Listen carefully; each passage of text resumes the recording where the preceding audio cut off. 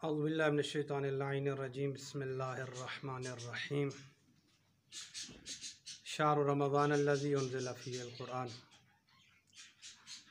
रिसालत मआब अलैहिस्सलातु वस्सलाम ने माह मुक़द्दस रमज़ान से पहले अपने असहाब को एक तफ़सीली खुतबा इरशाद फरमाया, जिसमें आप अलैहिस्सलातु वस्सलाम ने माह रमज़ान के जुमला आदाब आमाल और उसमें कुछ हुकूकुल इबाद और इंसान की अपनी तरबियत की तरफ इशारा फरमाया। हम चंद नुकात आपकी खिदमत में आप अलैहिस्सलातु वस्सलाम के उस खुतबे से इरशाद जो उन्होंने फरमाए अर्ज़ कर रहे हैं। देखिए, आप अलैहिस्सलातु वस्सलाम के इस खुतबे के बुनियादी तौर पे जो समझ आता है, तीन हिस्से थे जिनको हम इस तरह कह सकते हैं कि एक हिस्सा हुकूकुल इबाद पे मुश्तमिल था, एक हिस्सा हुकूकुल्लाह पे मुश्तमिल था और एक हिस्सा जो है इंसान की अपनी तरबियत के ऊपर मुश्तमिल था। तकरीबन ये तीन मोटे पॉइंट इस खुतबे के अंदर आते हैं। अहले सुन्नत के पास भी नकल हुआ है, लेकिन हमारे पास ये खुतबा नकल हुआ है रिसालत मआब अलैहिस्सलातु वस्सलाम का। इमाम रज़ा अलैहिस्सलातु वस्सलाम सातवें, छठे, पाँचवें, चौथे इमाम और इमाम हुसैन अलैहिस्सलाम और जनाब अली मुर्तज़ा और फिर अली मुर्तज़ा अलैहिस्सलातु वस्सलाम ने इस खुतबे को पैगम्बर अलैहिस्सलातु वस्सलाम से रवायत किया है। इस तरह रिसालत मआब अलैहिस्सलातु वस्सलाम का ये खुतबा हमारे पास इमाम रज़ा अलैहिस्सलातु वस्सलाम से नकल हुआ है अपने आबा की इस वास्ते और सिलसिले के साथ। रिसालत मआब अलैहिस्सलातु वस्सलाम ने आगाज़ खुतबा में इरशाद फरमाया कि अय्युहन्नास, लोगों, तुम्हारी तरफ खुदा का वो महीना आ रहा है जिसको सैयदुश्शहूर कहा जाता है। ये बज़ात ख़ुद एक बहुत बड़ी अज़मत और फ़जीलत की तरफ इशारा था कि जिस महीने को सैयदुश्शहूर कहा जाता है, ख़ुद सैयदुश्शहूर का लफ्ज़ इसका मतलब ये है कि तमाम महीनों का सरदार महीना। तमाम महीनों का सरदार का मतलब ये है कि बाकी महीने इसकी निस्बत से अगर देखा जाए तो एक सरदार और आका और एक मौला की निस्बत से जो एक ग़ुलाम का मकाम होता है, बाकी महीने बस इसकी निस्बत से उनकी फ़जीलत बहुत ही कम है, जिस तरह एक मौला और एक ग़ुलाम के दरमियान निस्बत होती है। इस कदर अजीम महीना, इस कदर सरदार महीना, इस कदर शराफत वाला महीना, इस कदर बुज़ुर्गी वाला महीना, इस कदर अज़मत वाला महीना है ये माह रमज़ान। लफ्ज़ रमज़ान की तरफ अगर आप तवज्जो फरमाएँ तो रमज़ान का माना है हिद्दत, शिद्दत, गर्मी और सख्ती का बर्दाश्त करना।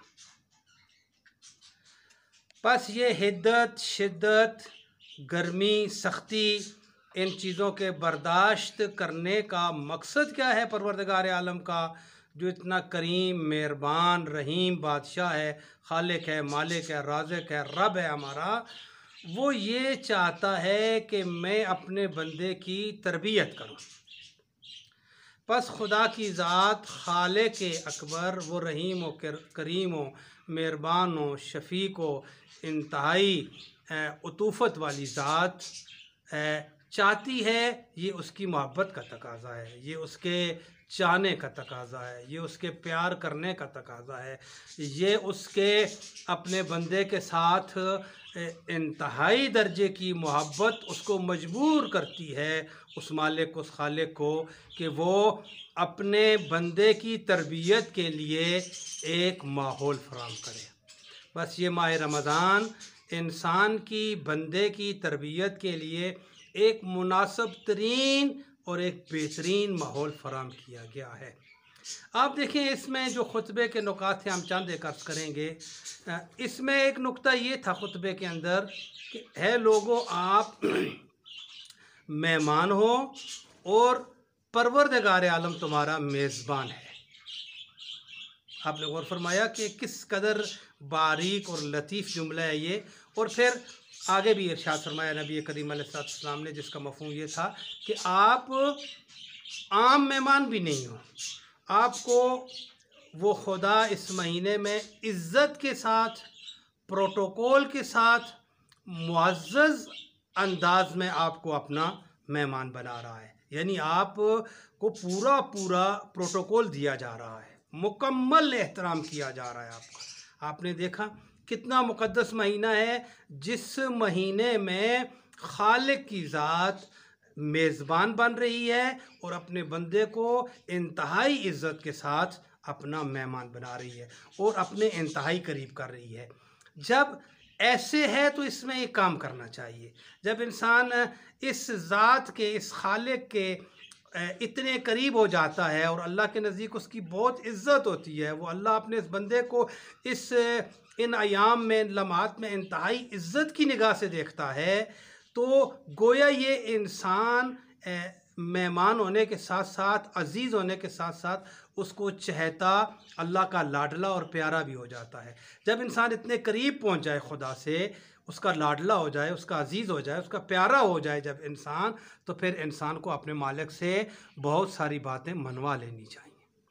बस पता चला ये वो महीना है जिसमें इंसान को अपने खालिक के इंतहाई करीब बतौर मेहमान किया जाता है, ताकि ये अपने खालिक से बहुत सारी चीज़ें, अपनी दुनिया और आखिरत की मुश्किलात को उस अल्लाह से आसान करवा ले। और यहाँ पर उस अल्लाह ने भी जो अंदाज़ अपनाया है वो इस कदर मेहरबान हो जाता है, इतनी आसानी करने पे आ जाता है कि वो अल्लाह इस इंसान के एक एक छोटे छोटे अमल की निस्बत से बेपनाह बख्शिशें, बेपनाह इनायात इसके ऊपर कर देता है।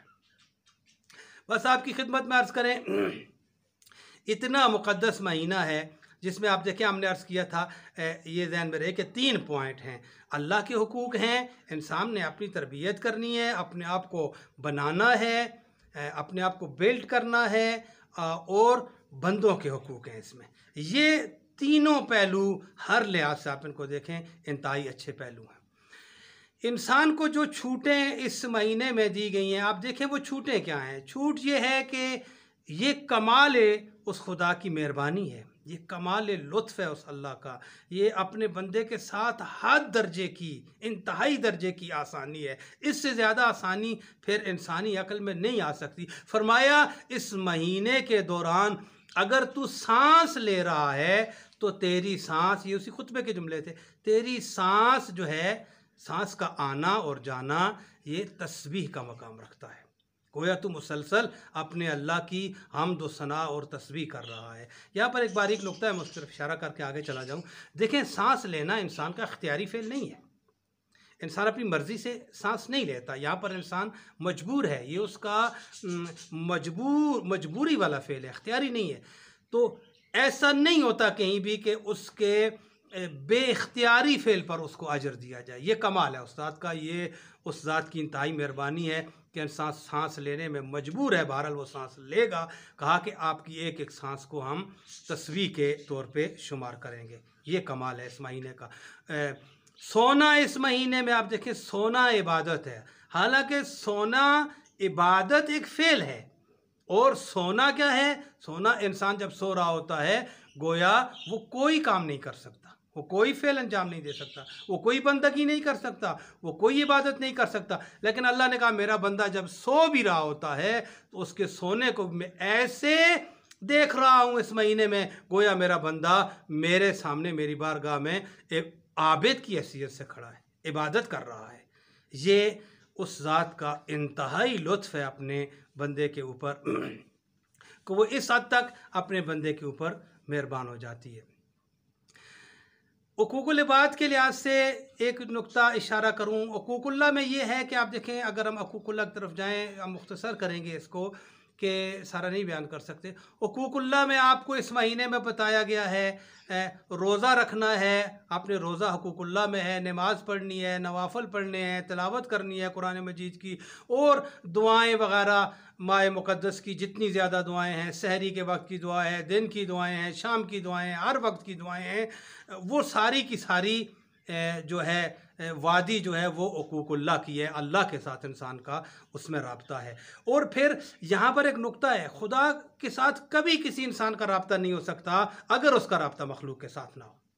मखलूक से काट कर मखलूक की तरफ पुश्त करके आप कभी खुदा की तरफ नहीं जा सकते।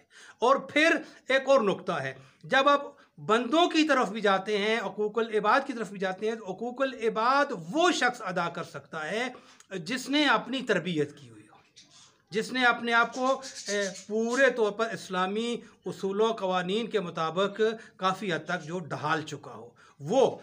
तो बस तीनों पहलू आपके इस पैगंबर अलैहिस्सलाम के खुतबे के ज़िमन में आ जाएंगे। हम अर्ज़ कर रहे थे कि ये जो इस महीने में एक बंदों की तरफ जो इशारा है वो सदक़े का इशारा है। आप देखेंगे इस खुतबे में पैगंबर अलैहिस्सलाम ने सदक़े के ऊपर बहुत ज़ोर दिया,